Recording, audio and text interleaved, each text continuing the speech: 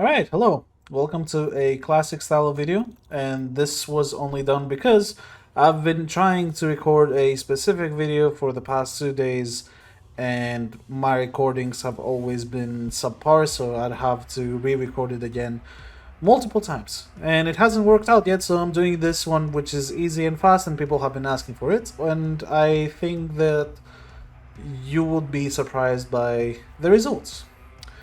Because we're taking a look at Wisp's new augment today, and I know that people know me as the Scaldra Wisp guy, and a lot of people have asked me about my opinion on the augment. So if you will excuse me to find the one Wisp that has the augment, which is this one, we can now take a look at it. So, I have a lot of different Wisps, and they are based on different builds and different shards that work better for different builds and being as most efficient as possible. This one is filled in with 15% damage, ability damage on enemies affected by radiation status, and this is because of the third and the fourth ability proccing guaranteed radiation statuses. So two builds, one around the third ability dealing damage cap, and one around the fourth ability dealing as much damage as possible. Now this worked before the new augment came in, so when the new augment actually came out and I tried it, this became sort of better. The augment is really nice, I enjoy it a lot, and especially now that it actually scales with range, like thank god, it feels really good to use. Because, in all honesty, the damage is enough, you don't really need a ton of strength to make this useful, although it can help. But the extra range is actually way more helpful because the effects of Cataclysmic Gate can stack multiple times, so yeah. It's pretty cool. I'll do a small test run and showcase it with a hidden inherit box in order to showcase the capabilities. Video on this weapon, by the way, soon, because it is very interesting. This might be my new favorite secondary weapon in the entire game. It's not the best by any means, but it's really fun and there is a ton of builds you can do for it. So we're gonna do a survival mission. I think Void is a good mainline thing, but one thing to keep in mind when using this augment is that it doesn't actually have line of sight checks. Without line of sight checks, this augment would have been really nice, but with line of sight checks present as it is right now, it falls short quite a bit. So I got the good talisman immediately, that is really nice. And we're gonna see how it performs. So one thing to keep in mind, first of all, we need to use all three of our mods here to use these augments. If you use all three of them, then your fourth ability gains stats, which is more damage and a guaranteed corrosive proc. So you see, you press one here, and you can throw multiple of these at the same time, and they can keep doing damage, keep ticking over and over. You can throw them on areas where enemies will work, and that's fine. It has a good amount of range, it just doesn't have ability checks. And with Arcane Fallout, you can easily spam 3 of them at the same time. So you see it's here, it's damaging enemies inside this room, then one is up there, it's damaging enemies around, and one is up there and it's damaging enemies around. So, good placement is needed generally. Its damage is good. It also seems to actually scale, depending on how many hits there are in the enemies. So as you can see, we get 1600, 1900, 2000, 2100, and all of these are hit procs, so they keep scaling the damage more and more, and the hit procs are getting multiplied by the Tau orange souls. So this is the kind of maximum investment build you can do on this, and it's actually really good. Is it good for kills per minute? Well, yeah, it's definitely above 100, and you can get way more above 100 if you're using correct strats. However, the real issue of this augment, once again, comes from the lack of line of sight checks. So unless you're using a really good talisman, something like the Lara hallway at the start or something like that, you're not gonna get your desired kills per minute. Is it useful? Yes. Is it strong? Yes. Is it an interesting augment? Yes. Was it needed in order to make Soulgate good? No. But in order to make Soulgate good, you would definitely need to do a ton more investment onto it, use Hunter Adrenaline, use a lot of stuff to help it. Now you don't actually need to do this. Now you can simply use Soulgate on your normal build and that will work fine, but you can also invest into it and that will work better than you would expect.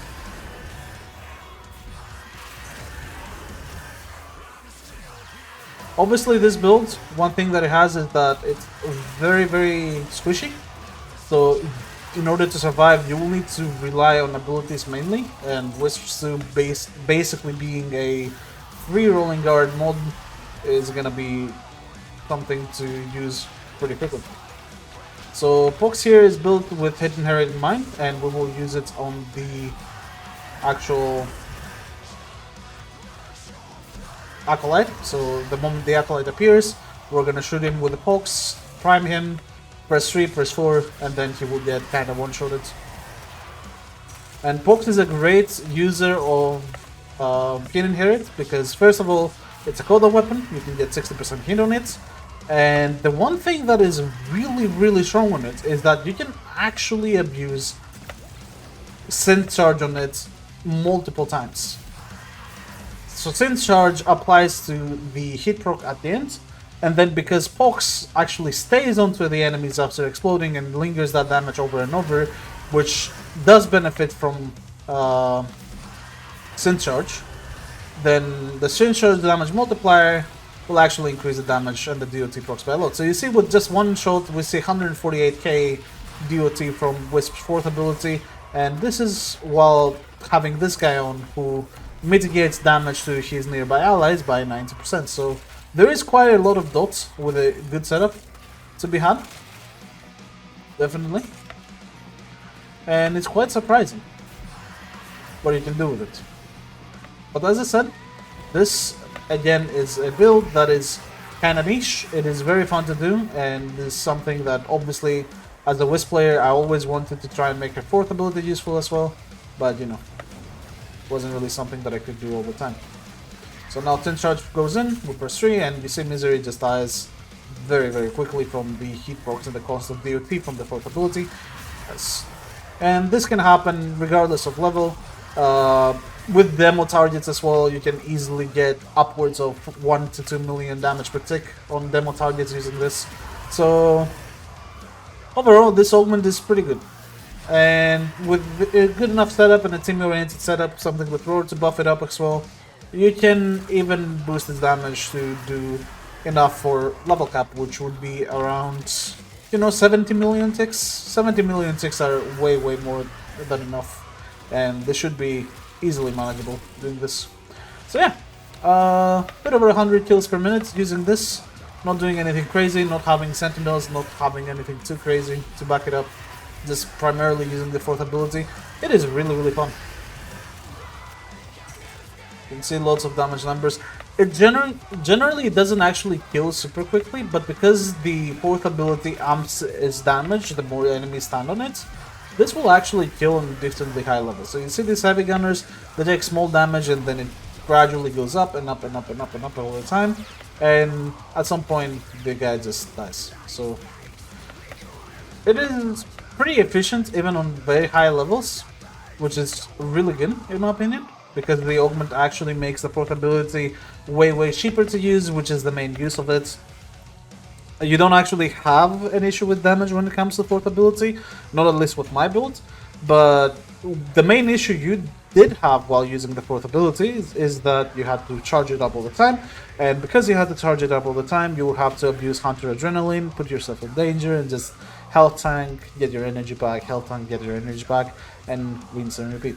No, you don't actually need to do that, and you can actually use this type of build on any type of mission that you want in the base still path.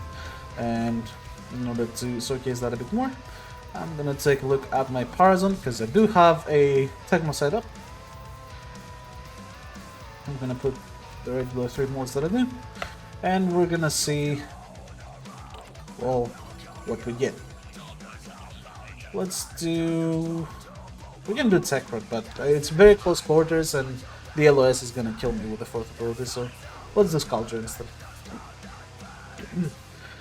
I'm doing this mission not because I want to prove a point with the enemy tankiness, but because they're the highest level. Also, I'm not sure why the game froze. That was interesting.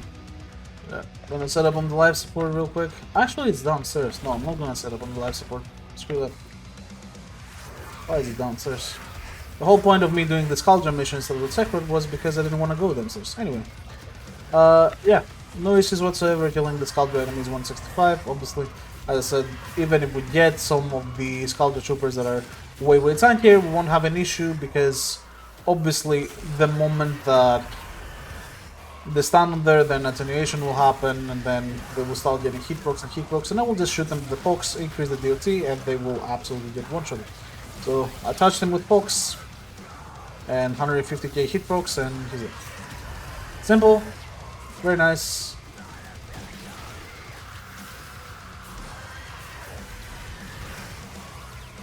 There it is, same thing. And yeah, with just a small setup with this, you can easily do it. Also, we seem to be in winter. That could be annoying for this, not gonna lie.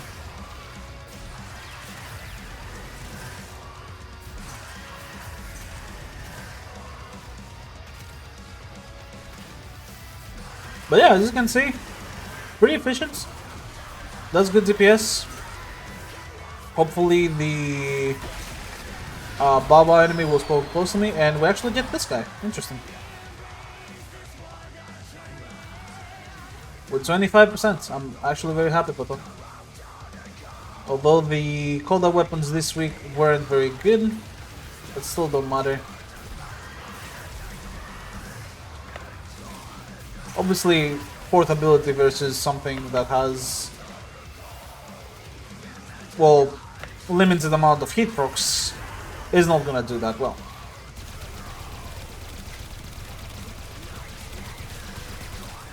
So we're gonna shoot him with the unstack starter. Actually, let's stack.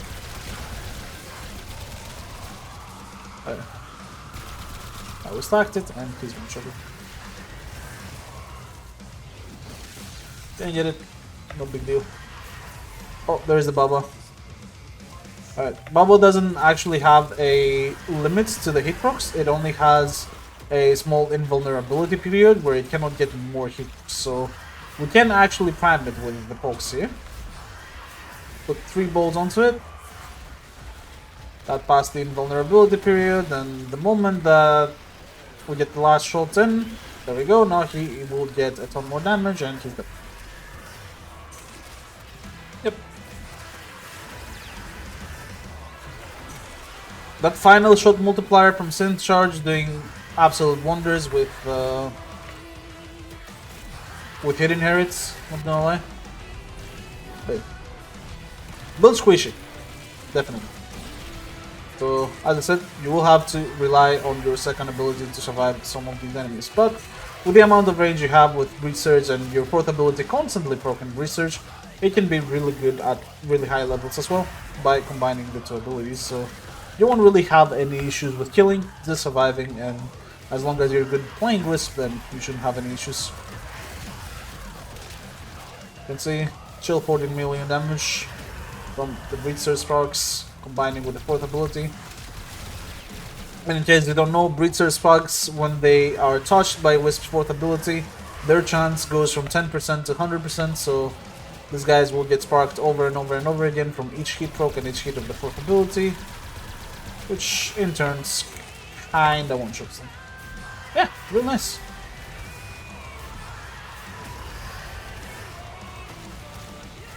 Augment is really good. Definitely not an S-tier augment, but I do really like it, and I was patiently waiting for Wisp fourth ability to finally get an augment in order for me to kind of finish the build that was going for with its orange shards, and I'm quite happy with the result that he actually gave us.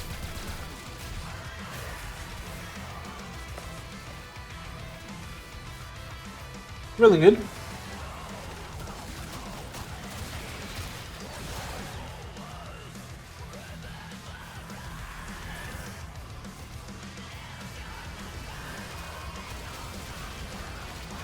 Okay. Final tick happens, so... Oh, there is the Dedicant unit. This guy's my favorite as well, for the box. Look at these heat procs, bro.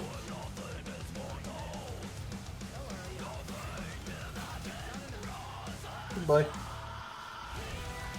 So yeah, there is definitely a lot of total damage with this setup.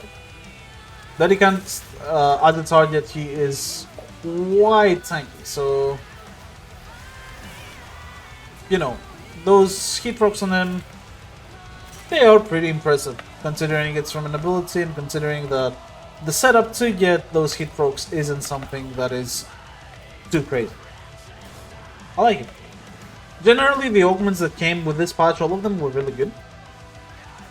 Corvix's augment kind of saved his capabilities as a kill Warframe, I guess, as a DPS Warframe. It's not really crazy in terms of damage, but with the Corvix augment, because you're invulnerable all the time, you have a pretty big safety while doing still decent damage from the 4th ability, because regardless of how you see it, the 4th ability damage is great. The Kome augment is basically what people have been asking for a very long time, but it also incentivizes you to play Kome correctly by abusing her passive, which is something that I really enjoy, because it is basically the how to play Kome augment, the second ability one. Then we have the Gaia augment, which it got its own video because it's absolutely busted, although it is bugged at the moment just like Balance Formation, and it doesn't actually increase the DPS of your, or the damage over time, sorry, of your electricity procs. But even so, it still does more damage than literally Siren, so I mean, who cares at this point? But once they fix the bug itself with Lavos Valent Formation, Gaia's new augment, and you know, all the other stuff, thermal transfer, we will see some crazy numbers from it. And finally we had, what else we had? And finally we have the Wisp augment, you know, which uses Soul in action. It is good. Obviously, as you saw, this is a maximum investment build, and it is an extra 30, 60, 75% damage to abilities, so definitely not something that is minor. It's something very major to increase the damage of the 4th ability, but I'm pretty happy with it. As a Wisp main, as in someone who has a large collection of Wisps to do many builds on, I am very satisfied with how the build turned out in the end. So, yeah. Thank you very much for watching another video of mine, and I will see you on the next one.